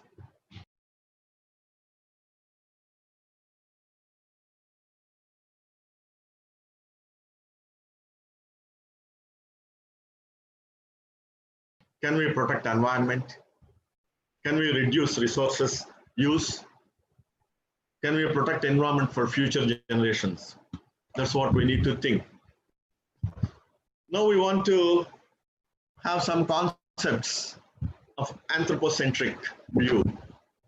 Being a scientist, these concepts are very interesting for us, very new for me. I have done some study in a couple of days and have taken these concepts from the literature. The anthropocentric means we think the human being has every right. Everything in the universe is arranged to produce and serve humans. So how selfish we are. Maybe we are very, very intelligent, but still we have no right to deny the right of other species of this planet Earth. So when you talk about ego versus eco, so we should leave our ego. We are human beings after all. Maybe we are intelligent beings, but still we need to give same right to other species to live on this planet Earth. Ecocentric is a concept which we need to propagate. Preserve the ecological integrity, complexity of the systems, life will thrive. Some broaden this way to say we are one species of many, not more important than the others. We are sentient and can alter our environment. We must restore degraded ecosystems, remove pollution, and deal with the global environmental problems. So as a human being, when I talk about ecocentric, we are so intelligent, we are knowledgeable, and we know that we are the reason for the damage that is done to this environment. So use the same knowledge, same intelligence to restore the environment, because we need to be answerable to the other species of the planet Earth. So as a scientist, I want to say this. When we could destroy the environment with intelligence and the scientific knowledge, we can restore also. As just now I said, the pandemic gave us an experiment. It gave the result of experiment that it can be restored. The nature can heal itself. So that is what is ecocentric. When you see the environmental value systems, one side you have ecocentric, you have anthropocentric, and technocentric. We are technology-centered, people-centered, nature-centered. We need to make a balance among all these three. So let us use the technology, the technocentric perspective to restore the nature, and we'll go towards ecocentric, nature-centered. Minimum disturbances to nature. Technology solves the problem. People are managers of the earth, but people are not owners of the earth. Only we are the custodians. Being the intelligent beings, we have a right and responsibility to not only to exploit, but also to sustain, to serve other species. So these are again the explanation of these technocentric and anthropocentric views. They are the ethical decisions, ethical questions. So we need to develop, we need to use the resources. We cannot stop the development. We cannot ask people to stop using resources, but we need to have a kind of balance between these two. What you call is a sustainable development. The deep ecology, human nature harmony, according to the idealistic principles of both anthropocentric and ecocentrism, is to the ability to make environmental decisions to satisfy both positions. Maybe it is difficult. Quite candidly, nature and humanity are devastated when we practice the exploitation. The conversion to ecocentrism overnight is impossible, especially in the developed societies, because of their heavy reliance on resources and generation of waste.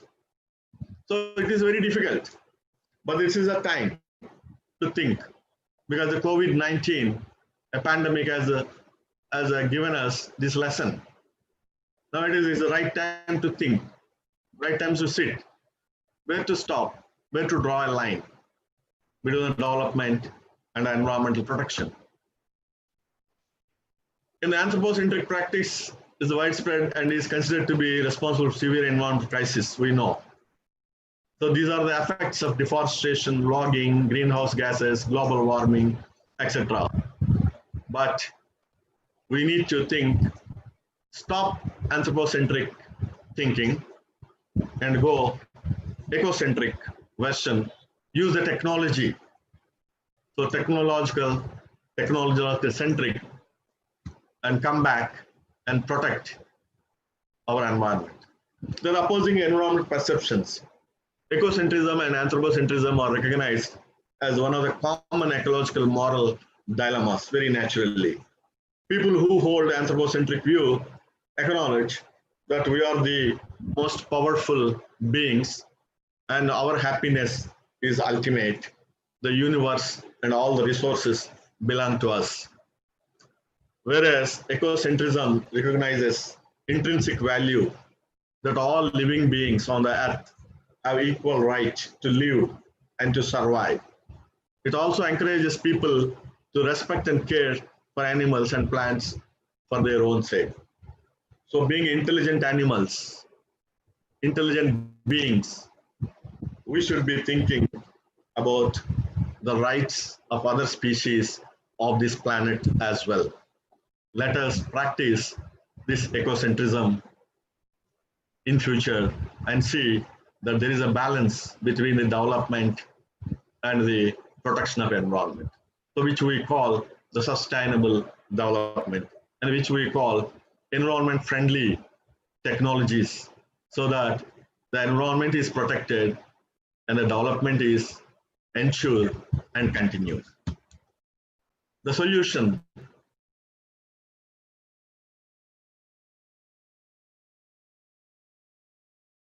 the clean technology is a necessary condition for sustainable development. Human mentality transformation towards ecocentric solutions for sustainability. Modernized education policy can shape the ecocentric mentality and behavior. So being educationists, we need to train our students. We need to train our students in environmental studies, whether it is language, whether it is management, whether science, technology, or engineering, because we need to inculcate that the importance of environment is a must for the very survival of mankind. Thank you very much.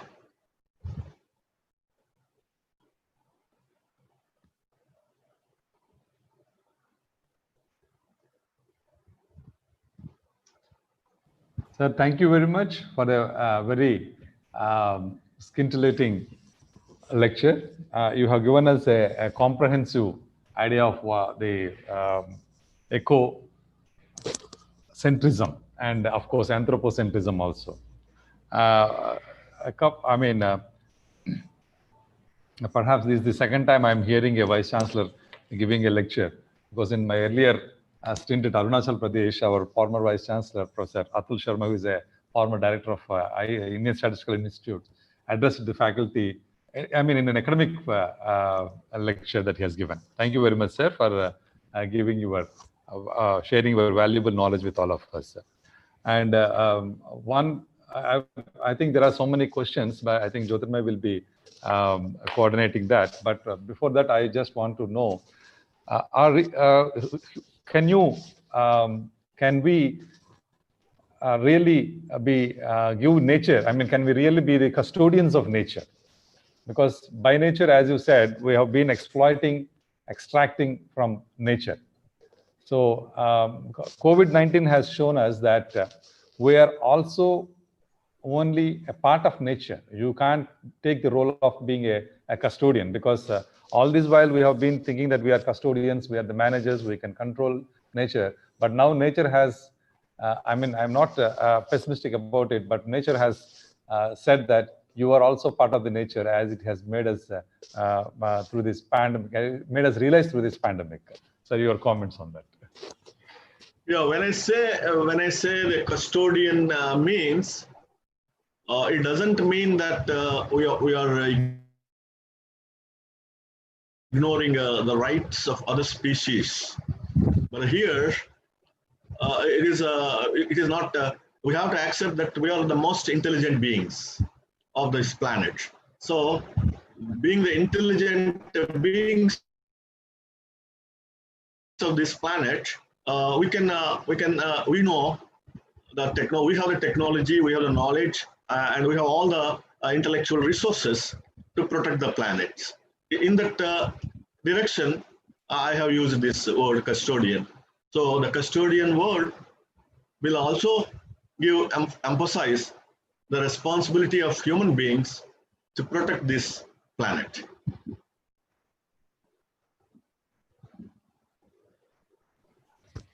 Jyothirmai, I think you can Sir, start the Q&A session. Yeah. Yeah. Sir, we have one question here from Muhammad Ali. So, did our educational system fail to create more eco-sensitive generations, or do we need to reach that goal yet? Sir, Can you repeat the question, please? Yeah, sir. Sir, am I audible now? Yeah. Sir. He's asking, did our educational system fail to create more eco-sensitive generations, or do we need to reach that goal yet? Okay. This is what we always question the education system every time. But I strongly feel that every individual has enough capabilities to realize the importance of the environment. So we need not blame the education system every time to just inculcate the awareness on environment. Even, a person who is illiterate, who is living in a tribal area, is having more environmental awareness. A traditional farmer have more environmental awareness. So all the time you need not blame the education system. But however, as I indicated earlier, we need to have the education system should play a role to see that more effective citizens who care about environment will emerge, will protect the environment. Thank you. Thank you, sir. Sir, one minute. Can I supplement your answer, sir? Please. Yeah. Last time when Rajendra Singh has visited our university, he made a point saying that all our institutions, higher education institutions, whether IITs or universities, are only teaching students how to extract from earth, but not replenish the earth. So maybe I think this is time we need to think about replenishing the earth, or through different models of teaching, models of bringing together interdisciplinary models of teaching, etc. No, what you said is correct. Maybe when suppose you are producing a mining engineer is taught how to do mining, how to exploit or extract minerals, ores, and fuels from the crustal rocks. At the same time, as you said, we should have developed the methods, technologies should be taught which are environmental friendly. If at all, if you disturb environment, you should be taught how to restore the environment as well after the mining or exploitation. Maybe such areas need to be strengthened in our education. Thank you. Thank you, sir. We have one more question. How to balance technology and environment? Sir, is That's my what- question? Yeah. Yeah, that's what I told you, Now the technology, we have technology now, environmental friendly technologies we call. Whenever you do any exploitation, suppose you are processing something and producing, suppose there is a refinery. So you are refining a crude oil into various oil products, and you have some kind of sludge, some kind of the pollutants as the last product of this process. So there are technologies which will clean the sludge, and only non-toxic parts are allowed to pass on to environment. Similarly, for every technology which is exploiting and which is used to exploit resources, need to have this environment friendly methods. So we are now developing those environment friendly methods. Maybe we need to develop more such technologies so that the impact is lessened on environment despite the usage and the development. Thank you. Thank you, sir. One more question is from Edwin Moses from Tamil Nadu. Can you explain deep ecology? What is that question? Explanation of deep ecology. So that answer must be given by the ecologists mainly, the deep ecology. Maybe I suppose it is the explanation of that complexity of ecological system. I suppose. Okay, thank you, sir. As our registrar, sir, has gone on another assignment, which is very important. I have to give the concluding remarks for this session and all the colloquium. Sir, it is a very good presentation, and in the chat box, we have all appreciation for the well-organized presentation and simple, that is very interesting and brief to the lay people like us, especially for literature and arts background faculty and students. And you have given interested facts on origin of the earth, trees, animals, and the fact is more interesting to know that we are the youngest species of the earth, because people think that they are the masters of the universe and they are the seniors above all. And your catchy phrase like ego versus eco was very superb, sir. Because man is destroying the environment only because of his egocentric approaches instead of ecocentric, making them. And your statement that human being has been creating the age of unnatural extinctions. Of course, animals, birds, plants are extincting, and perhaps human beings are thinking that we are safe. And now coronavirus has reminded us that you are also not safe. There is a danger of extinction waiting for us. And your statement that poverty is man-made disaster is fabulous, sir.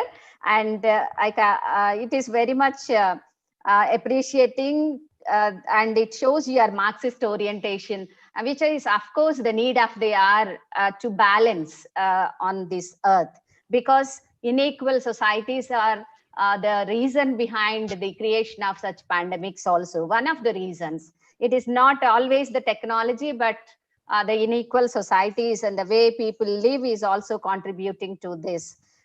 Sir, listening to your presentation, I felt that man who declared himself to be the master of the universe during the Enlightenment period has been continuously exploiting nature as an object.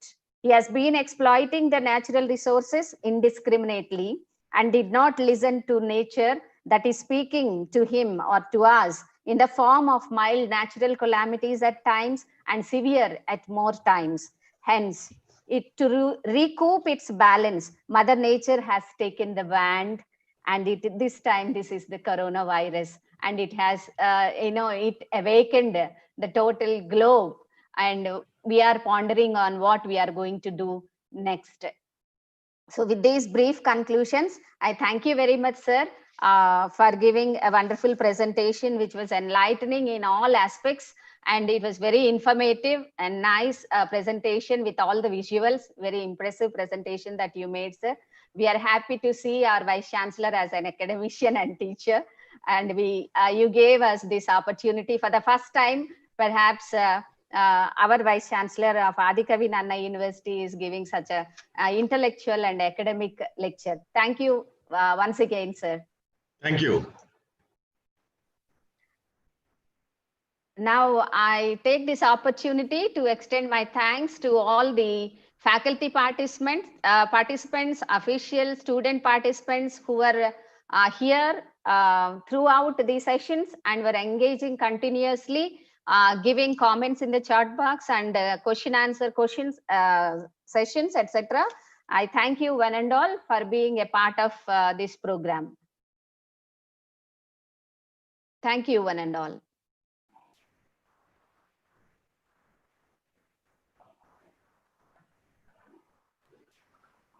Thank you. Thank you, Professor Ramesh. Sir. Thank you, Jyothirmai. Thank you very much, sir, for making it a day, a wonderful academic day. Maybe I want to know the comments by the participants at a later date. Thank you. Yes, sir. I will get back to you. Thank you very much. Thank you very much, sir. Thank you.